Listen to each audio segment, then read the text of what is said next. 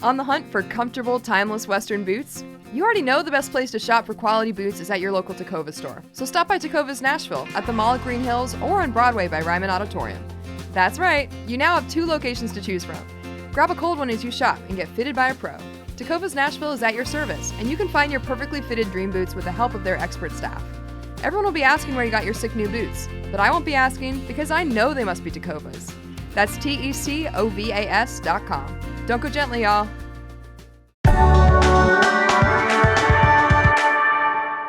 Today on CityCast Nashville, we're talking to Andrea Giordano, otherwise known as BNA Cheap Flights on Instagram, about, get this, cheap flights to and from BNA. We've got your recommendations for budget-friendly flights to book for the fall, tips for flying on Spirit, and rumors of new international flights may be coming to BNA. CityCast Nashville is presented by our exclusive launch sponsor, Tacovas. It's Monday, September 16th. I'm Grace Fuse, and this is what Nashville's talking about.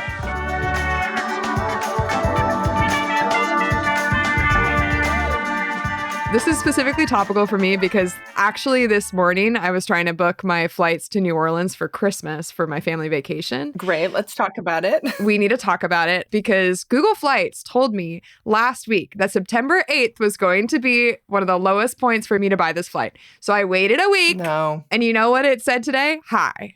In fact, higher than it was last week. Yeah. Is it possible to accurately anticipate how expensive flights are going to be? Is Google Flights just like yanking my chain? What's up with that? When do I book a flight to New Orleans? This is a great question. This is like the $1,000 question. The best time to book it is when it drops, which is okay. Which is like you can't be predictive on these things. In general, I can give people kind of ideas of, start looking 3 or 4 months out. But for me, my advice is when it drops, you book. And then depending on the location, there are some that just won't drop. They're like tickets to South Africa, very steadily to Cape Town and Johannesburg. They stay right at 1,100. So they're, you can almost, I know it's almost so specific. It is, but there are some places that stay really steady. And then there are other places like New Orleans where they can jump up and down depending on like the marketing people at Southwest waking up and saying, we're below our numbers, we've got to run a sale. And that's just what happens. Right. So there's a really wide range of how people find cheap flights. There are some folks who are looking for mistake fares and others are looking at last minute flights that aren't fully booked. And then there are the folks who are really taking advantage of credit card points and rewards.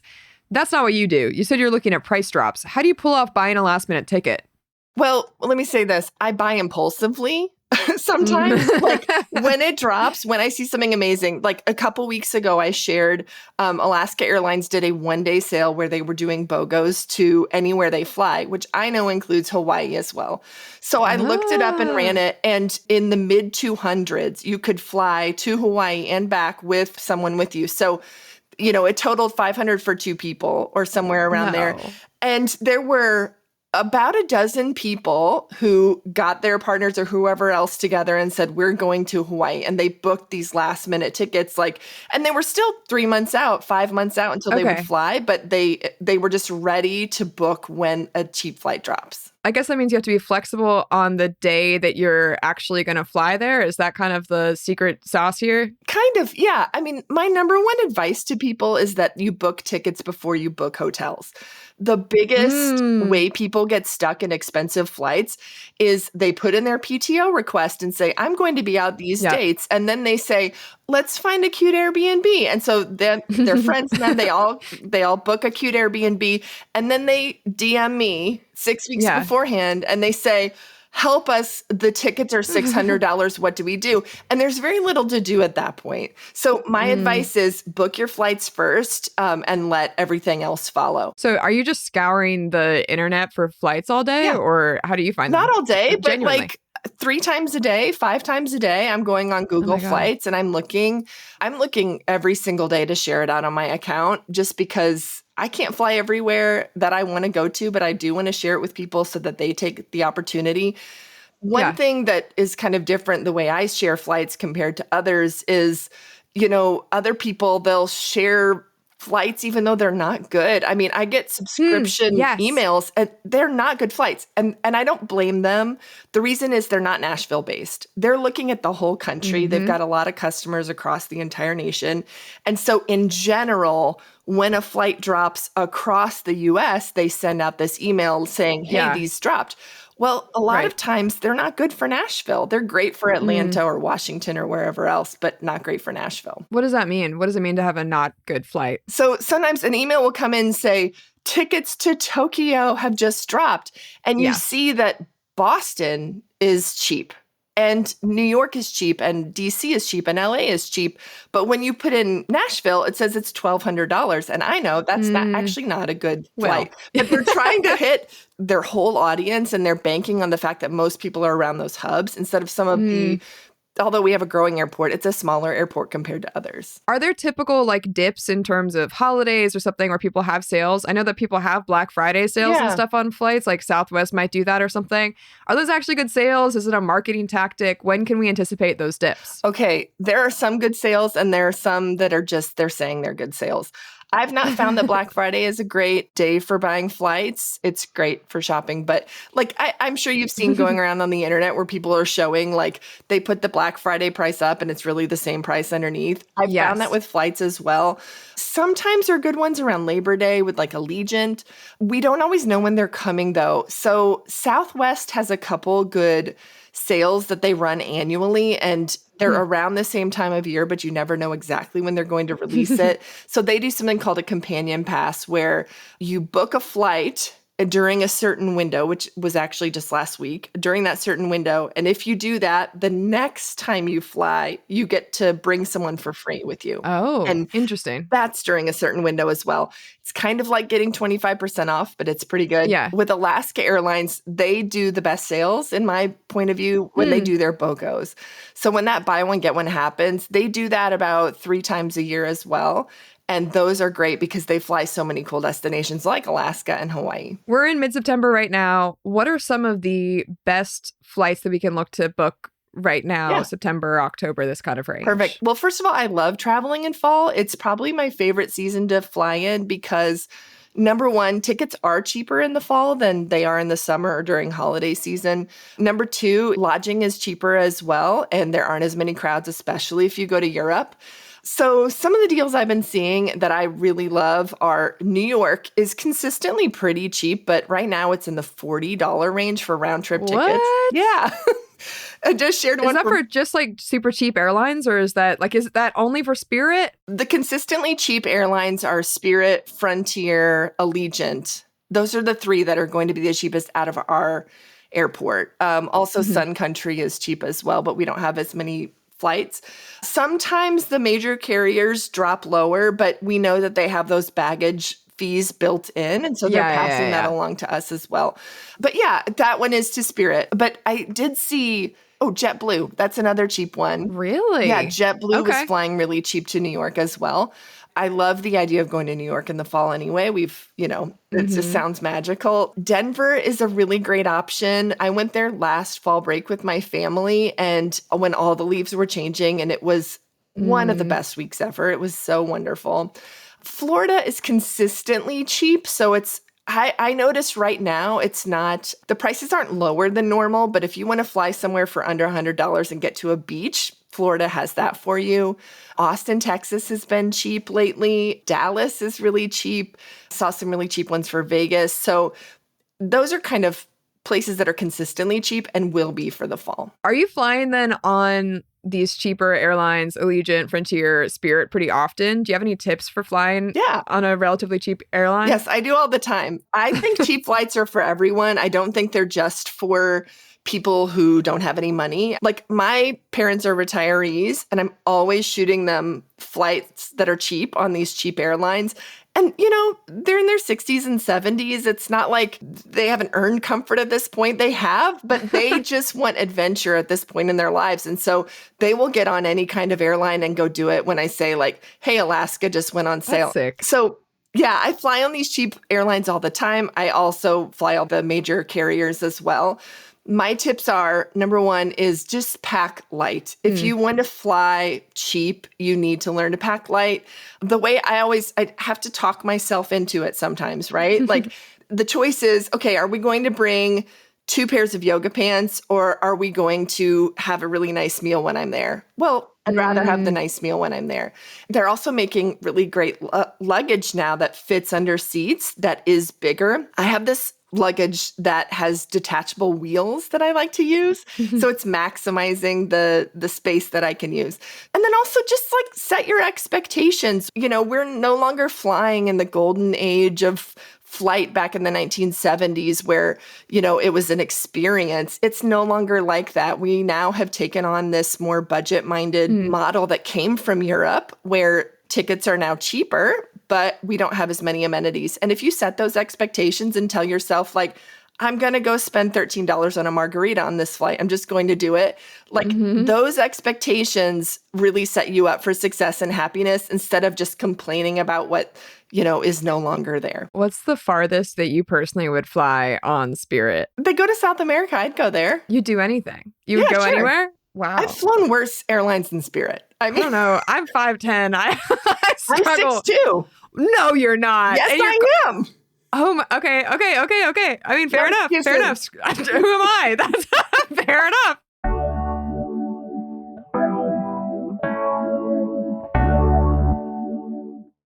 How about internationally? What direct flights do we have access to internationally? And when we can't have a direct flight, what are the least annoying hubs to fly through? Yes. Okay. This is a great question.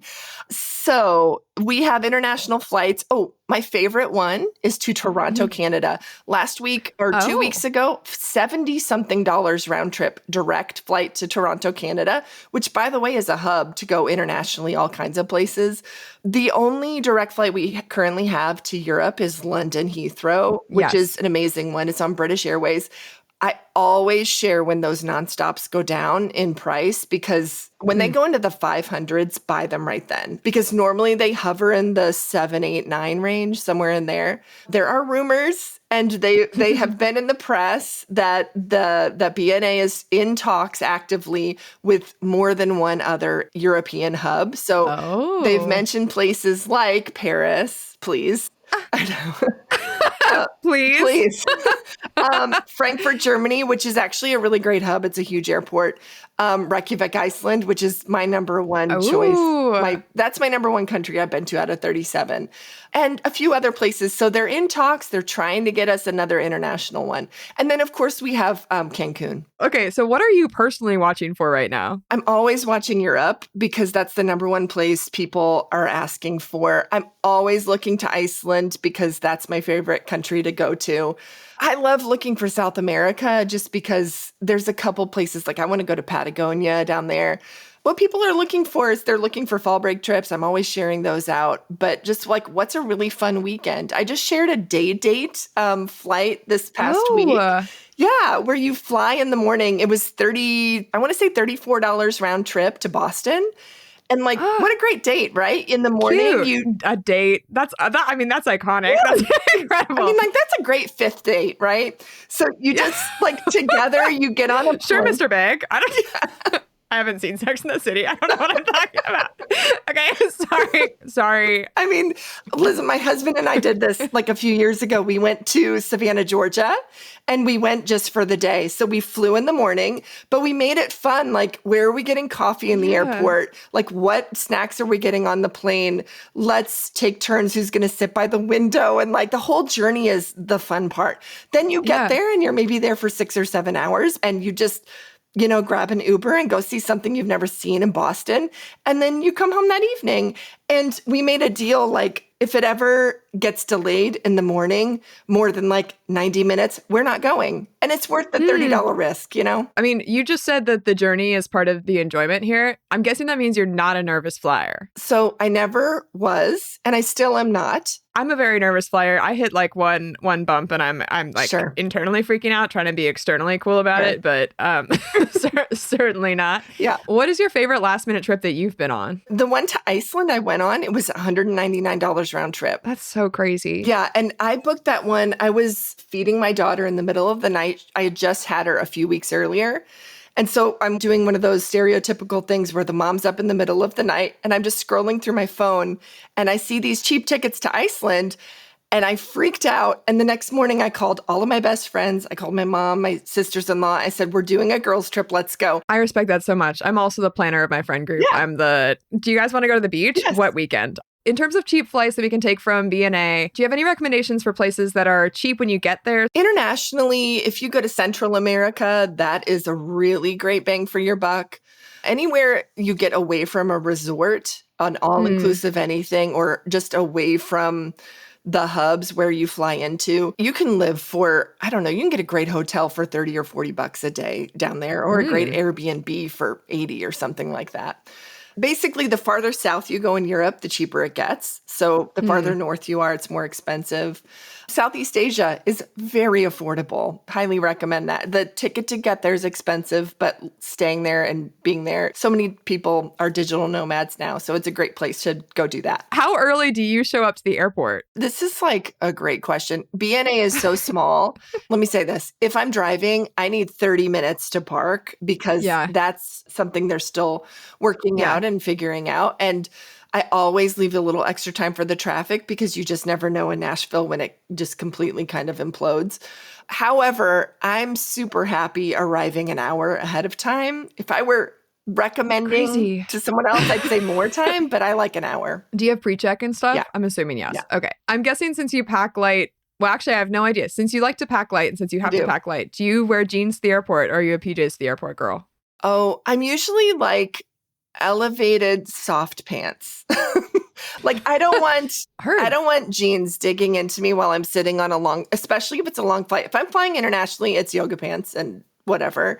But I usually, since I fly for work a lot, I have to look a little bit like in case I bump into a colleague, then that's a problem. Okay. What is your favorite BNA restaurant? Ooh, I love this one. I always get coffee at Barista Parlor. That's my go-to. It's down in the Sea Gates. My favorite food, Kitty Hawk is New Orleans. It's New Orleans fare. It's right next to Voodoo Donut, right off the Grand Lobby. I loved their sandwiches because it's like, if you don't want to pay like a full sit-down type place, but you want something kind of elevated, that's really good.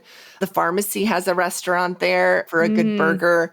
I know they just got I want to say Hattie B's is there now. Like it just opened. Yes, they do. Yeah. And I think they have Prince's coming too. Ooh, they just want everybody. We've talked about this so much on the podcast. It's crazy. The idea of whether or not you want to have hot chicken before a flight. It's literally, it's probably come up a dozen times. Okay, I have to say, I had killer hot chicken and waffles at Blake Shelton's place. Oh, killer. Really? And that's very heavy before a flight. I actually regretted it a little bit later, but it was so delicious. I loved it. That is a crazy thing to say. So what got you into flight hacking or cheap flights? I've always been interested. I don't know what it is. I have a bit of a math brain. And so I've always gotten an adrenaline out of being like, guess what? I flew to this place for this price. And people go, what? And I love that. I also just love the gift of travel. I think giving the gift of travel to someone by just encouraging them to do it is it brings me so much joy. Someone wrote me the other day and said, I'm literally in Nice, France right now because of you. And I just thought there's no bigger compliment to me. I mean, starting this Instagram account came because I was telling my friends and family about cheap flights and they weren't as interested as I was. And I thought, I know there are people out there who care about this and want to go places. Certainly. And so that's why I kind of started it. And it's just been super fun. I know you've got some other gigs. What do you do that you're able to travel so much? Sure. So I have a full day job where I work for the U.S. government and go do training in their overseas missions. Yeah. And then also I run a business for English training. So it's called EnglishEveryday.com. And I do English training for people whose native language is not English. I'm assuming these kind of all go hand in hand with overseas, international travel. I mean, it goes hand in hand in the sense that it's just kind of core to who I am and core to my mission in life, which is to make connections around the world and bridge those gaps. But yeah, my day job is very interesting because I never thought I'd be working in government at all, but it gets me to those places and connecting with those people around the world. So that's what I love about it. Was there a first trip that you went on where you were like, oh, I like to travel? Yes. I had no interest in travel whatsoever. And when I was 15 years old, my best friend said, "Hey, my uncle lives in Mexico and my parents are thinking of sending me down there. Would you want to go with me?"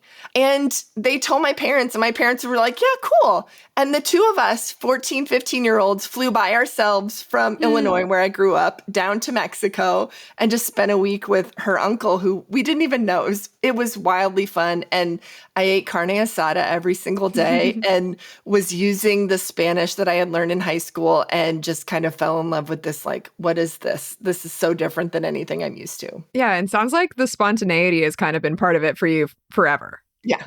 I love that. Yeah. I really appreciate you coming on. I will be in your DMs probably Please do. a couple times. Yeah. Sounds great. But thank you so much. This is really helpful. All right. Thanks, Grace.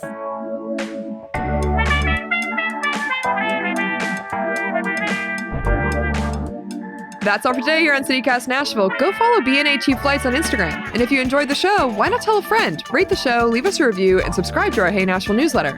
We'll be back tomorrow morning with more news from around the city. Bye!